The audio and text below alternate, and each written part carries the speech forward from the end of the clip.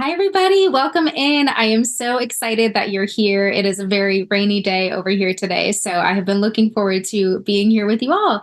So we're going to be talking about how to stop binge eating, how to break the restrict binge cycle and find balance with food.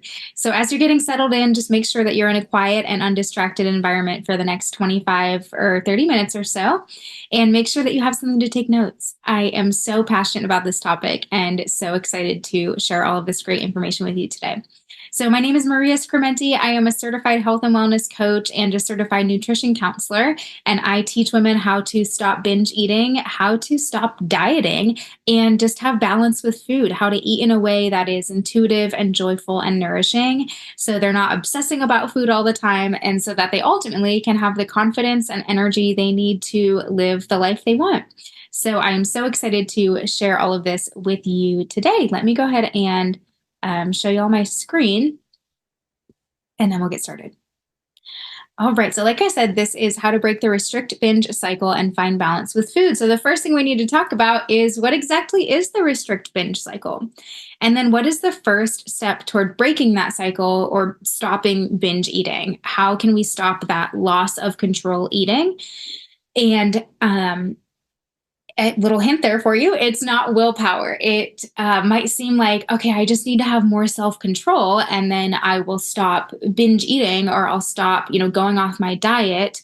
But it's not as simple as that. There's biological and psychological factors that drive us to binge eat. And I'm going to be sharing all of those with you today so that you can really get to the root of what's going on in your relationship with food. And lastly, I am most excited to share what's possible for you outside of dieting and outside of this restrict binge cycle when we are no longer having this tumultuous relationship with food. What can life look like? And I'm so hopeful about what lies ahead for you as you learn how to find balance with food. So let's start with what the restrict binge cycle is exactly. So the restrict binge cycle begins with the desire to restrict, which is usually rooted in a desire for thinness or control. So maybe you feel like your diet has been out of control. You feel like you've been either binging a lot or emotional eating or eating in a way that feels that just feels out of control for you.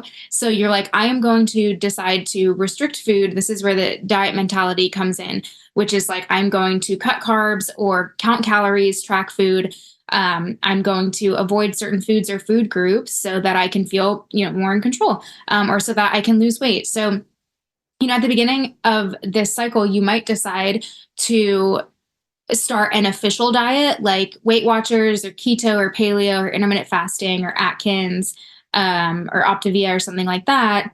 Or you could just have that mentality, kind of playing at play that says, eat this, not that, avoid this, eat less of that. So it doesn't have to necessarily be a official diet that you're starting to be restrictive and to catalyze this cycle. So the cycle begins with that restrict, and then what happens inevitably is we experience an urge to eat any food that's off limits. So you might be at a gathering, at a family event, at a party, and there's cupcakes or cake or lots of yummy, tempting foods. Or maybe you were just at the grocery store and you couldn't take it anymore and you bought Oreos and you brought those in the house. And so you have this, kind of urge to break one of your food rules and say, you know what, I'm just going to eat one of these foods that I'm not supposed to eat. And we break the food rule. We decide to eat the food. But typically what happens is we have one bite or we have one Oreo, and then we're like, okay, well, you know what? It doesn't even matter because I'm already breaking my diet. I already broke my food rule. So F it. I'm just going to eat the entire sleeve of Oreos. Or as long as I broke my diet, I'm going to eat 2 cupcakes or I'm going to eat 3 donuts. So we usually don't just kind of stop there. We experience then this loss of control eating, which could look like a binge or it's eating past fullness. And we have this diet starts tomorrow mentality, which says, I'm going to get all of this in right now because tomorrow I'm going to restrict again. I'm going to do better tomorrow. So for as long as we feel that way, there's this impending threat of food scarcity. There's this impending threat that the food that you want and need is going to be taken away from you. So we experience what's called last supper eating, which is I'm going to get it all in right now because tomorrow I'm tightening the reins. So it increases the urgency to eat these foods because they're going to be taken away tomorrow, or on Monday when the diet starts over, right? So that kind of just intensifies the urgency around the binge, increases the intensity of the binge, might increase the volume of food you decide to eat. And then we feel regret and we feel shame for eating the food that we ate, for breaking the diet. We feel guilty. We feel defeated. Like, I can't believe I did this again. Or I really told myself that I was going to stick to this. Like, I feel weak. And then we restrict to compensate for the binge and to alleviate those feelings of guilt and shame and defeat. We're like, I'm going to get back on track and I am going to, do better. So that's what we do is we restrict and then we start the cycle all over again. Okay. So this is the restrict binge cycle. It is a form of disordered eating. That is not a healthy way of relating to food. Okay, so again, starts with restrict. We eat an off-limit food. We feel out of control, have a binge, feel regret, and then we restrict to compensate. But then we're just setting ourselves up to binge again because it's the restriction that's causing the loss of control. And I'll say more about that later. So why is restriction so impossible to sustain? Why can't we just start a diet and stay on a diet? Or why can't we just start a weight loss plan or program or a clean eating regimen and stay on it? Is it because, you just don't have enough willpower or self-control, or is there more to it than that? So let's talk about why it's not just willpower, and that's not the answer to breaking the cycle. We'll talk about those underlying psychological and biological factors, and then we'll discuss why you haven't been able to break this cycle before. So what could you do differently? The psychology of binge eating. So loss of control eating, it's a natural psychological reaction to restriction. When you are told, no, you can't have this, no, you can't have that, it just makes us want it more. Humans naturally want to rebel when we feel controlled. That is just human nature. That's not because you're weak or you lack self-control. It's just because you're human. And we naturally fixate on what we can't have. So if I tell you, don't picture a red apple, what's the first thing you picture? A red apple, right? So this is just normal. And the loss of control eating or breaking a food rule, it's just what your brain wants to do. Okay. And then the biology of binge eating, loss of control eating is also a natural biological reaction to restriction. So when your body's not getting enough food, or when you're not eating carbs, or you're avoiding eating the amount of calories that your body needs, or you're avoiding certain foods, food groups, the binge is just your body trying to get enough. It's just your body trying to make up for lack. Okay. It's your body catching up on calories. That is not, again, it has little to do with self-control and more to do with just your biology taking over. That is a normal compensatory response. It's a survival response, in fact, to food scarcity and famine. Our bodies are designed to survive in times of legitimate famine. So guess what? Our bodies can't tell the difference between dieting and an actual famine and food scarcity. Can't tell the difference between voluntary food scarcity, like dieting, and actual food scarcity. So it's going to respond the same way, which is it's going to increase our hunger hormones and cravings, increase thoughts about food as a very intentional effort by your body to get its needs met. Okay. So our bodies are very smart in that way. They're wired for survival and they're going to do what they need to do to get their needs met. And that's really all binge eating is. So why haven't you been able to break this cycle before? First thing is willpower can't outsmart biology. So if you are undernourished and you're dieting and restricting food, or you're cleansing or fasting or detoxing, and your body's just simply not getting enough, then having willpower of steel isn't even going to help you. Because again, you just at the end of the day, can't trick your body out of getting what it needs. Your hunger will get so loud. Your cravings will get so loud. Thoughts about food will get so loud. The hunger hormones being produced in a way that is more intense than it would be otherwise, because your body is trying to, again, get your attention, get you incentivized to eat enough food. So you've been told that this is your fault, that if you are eating in this loss of control fashion, you just need to have more self-control and more discipline, but that's simply not true, and that's very reductive. It's not really what's going on. Um, so yeah, it's I hope that alleviates some shame for you if you are feeling shame around, like, I just can't get my act together around food. This isn't your fault. And then another possibility why you haven't been able to break the cycle before is every time you binge, if you have a binge, like the Oreos I used earlier as an example, let's say you have a night where you eat like an entire pack of Oreos, or let's say you eat an entire sleeve of Oreos. Then after you eat that sleeve of Oreos, you throw out the rest of the box. And while you're at it, you throw out anything else in the house that might be tempting: ice cream, bread, chips, and you try keeping them out of the house at all costs. And what this does is it keeps it on a pedestal, and it reinforces the diet mentality around it. Meaning, the more you, again, like the more you tell yourself you can't have something, the more you want it. Okay. I had a client recently who told me that she went to a work party, and it was a work party combo with like celebrating her birthday, and they were having a party for her birthday at work with her colleagues, and they sent her home with a lot of snacks and desserts and treats. And she told me, she was like, in the past, if I had all of those foods in the house, I would have probably binged on them. And whatever I didn't get to, if I would eat to the point that I felt sick or didn't feel good. Whatever I didn't get to, I would throw away so that I could start over the next day, and not binge anymore. And she was like, this time I was able to bring those foods in the house. And she was like, that was over the weekend, and it was Wednesday when she was messaging me. And she was like, it's Wednesday, and like I haven't touched them. I forgot that they were there. Like I didn't feel the need to binge on them and then throw them out.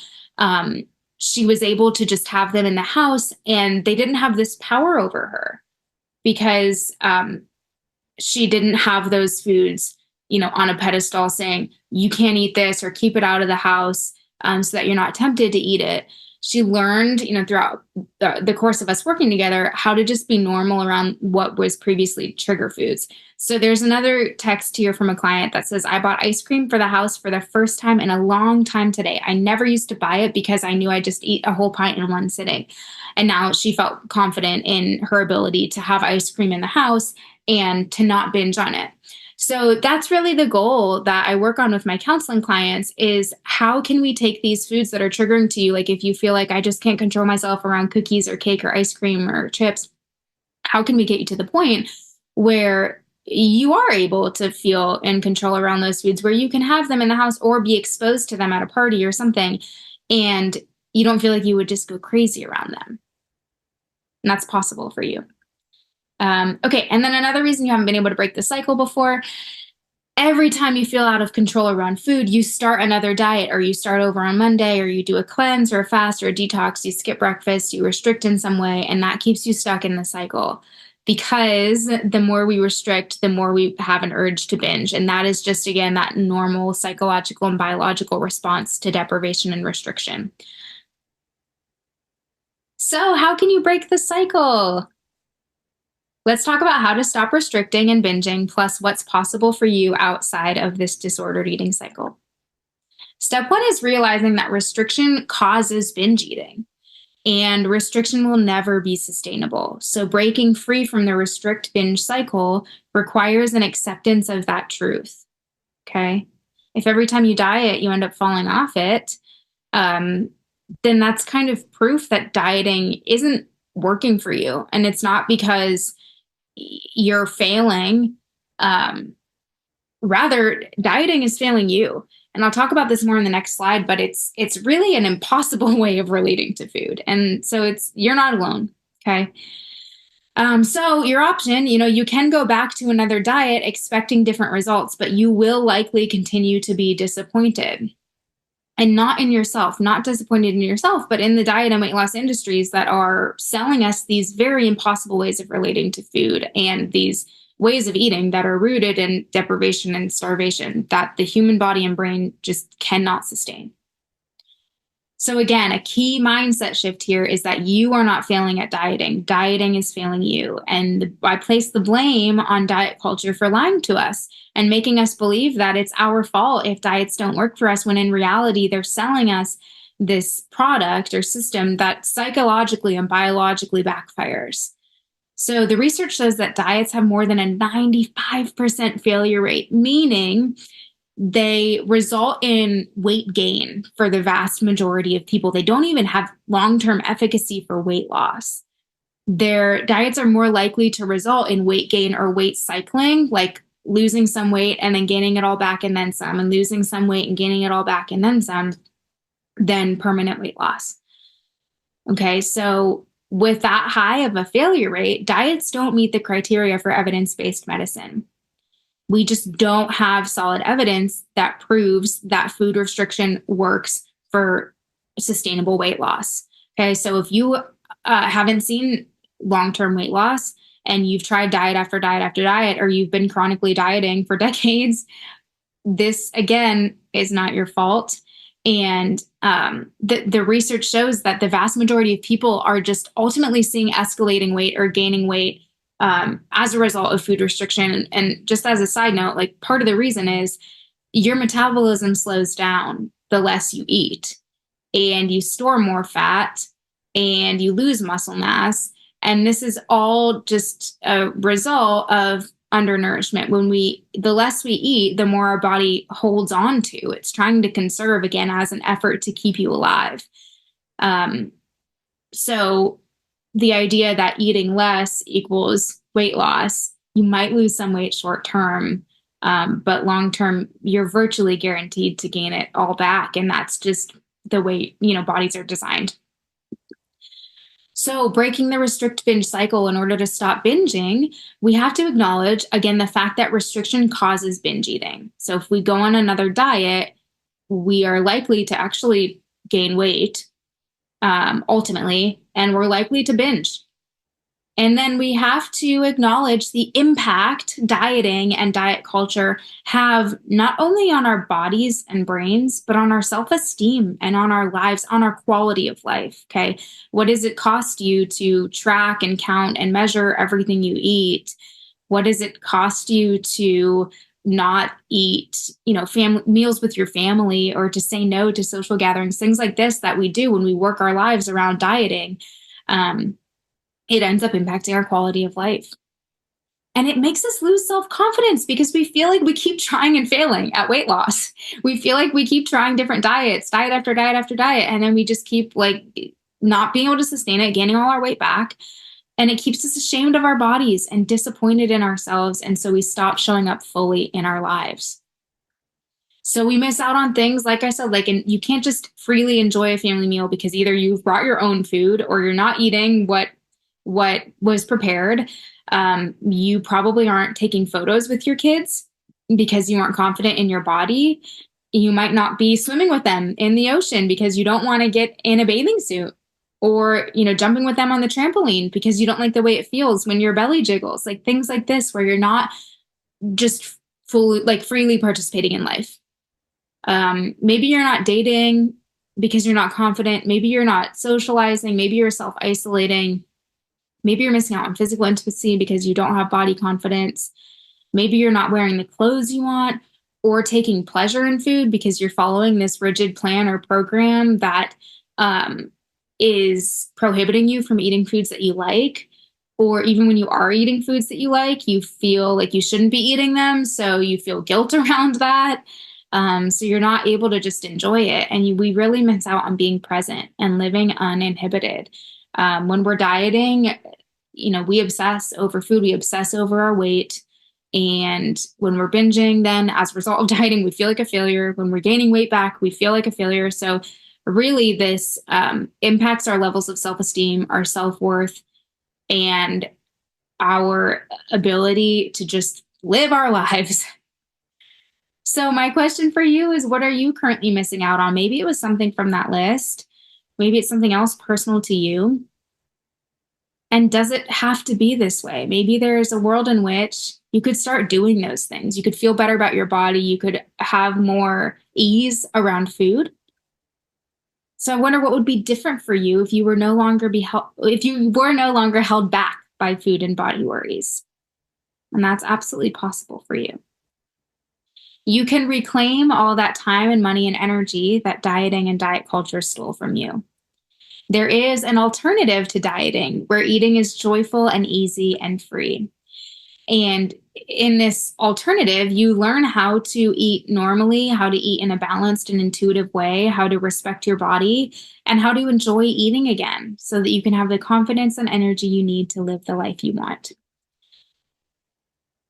It's possible for you to learn to eat in a way that is right for you and your body, not some cookie cutter plan or program.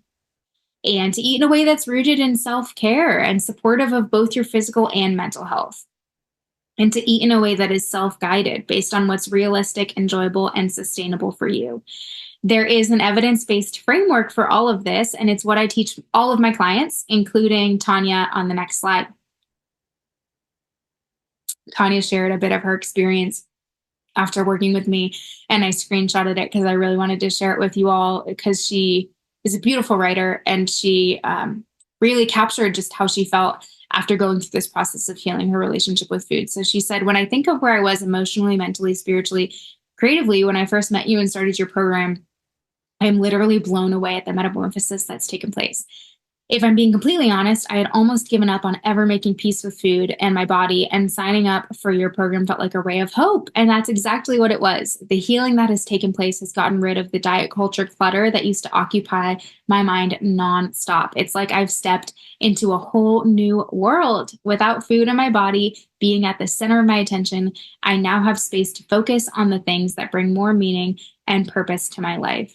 So she says some more truly wonderful things. But Tanya, when she came to me, she was a longtime dieter and binge eater. And she was also an artist, and she had big dreams. She had dreams of one day launching an art gallery.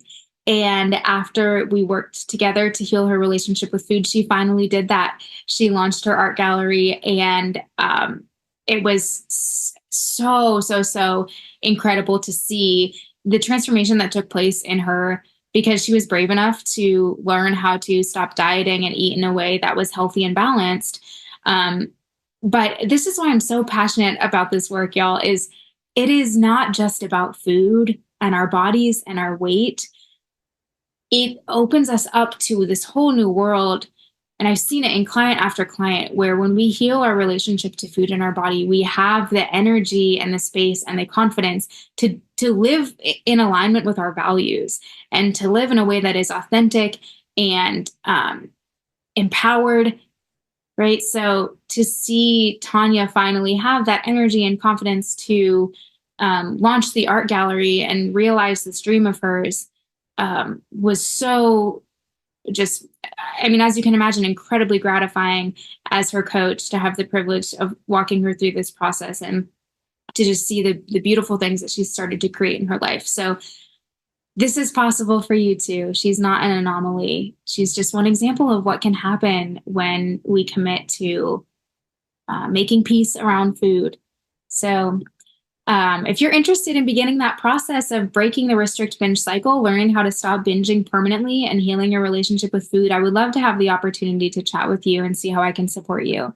So what you can do is schedule some time on my calendar so that we can talk one-on-one. And you can book a 50-minute introductory coaching session with me at the intro rate of $99. To do that, you can either visit calendly.com/Maria I Scrimenti/nutrition-counseling, or depending on how you're watching this, there might be a button that popped up on the bottom of your screen, and you can just click that and book your call. And there's some details on that page and some questions to answer so that I can get prepared for our call, get to learn a little bit about you, and so that you can get your wheels turning a bit about what you want to talk about when we chat. And then you can submit payment and we'll be ready to roll. And I will look forward to chatting with you. So, on the right hand side there, there's some screenshots of text from clients. One said, "You helped me get my life back." Another said, "This has been worth every single penny. I can't stress enough what this has done for my life." And another client said, "I wish I could send everyone I know to you." And then I wanted to share with you finally a screenshot from Ginny, who is a former client of mine. She said she posted this on Facebook where she said, "You can finally be free of thinking about food and feeling negative about your body. I'm so glad I started this journey 9 months ago. No more dieting, no more constantly thinking about food and weight loss. I have time to focus on other things, but still live a healthy life." And like I said, this is possible for you too. And you are worthy of that. You are worthy of support and you are worthy of a life of food freedom and body confidence. So I truly hope to have the opportunity to support you. If you have any questions, you can email me at maria@mariascrementi.com. You can also check out my Instagram. There is a whole library of content on there where you can learn a lot and get to know me and my work a bit better if you're interested. I'm at Maria Scrementi. And then there's also more info on my website, www.mariascrementi.com. All right. Well, thank you so much for coming today. Like I said, I really hope to have the opportunity to support you in the future. But at any rate, I wish you all the best on your health and wellness journey.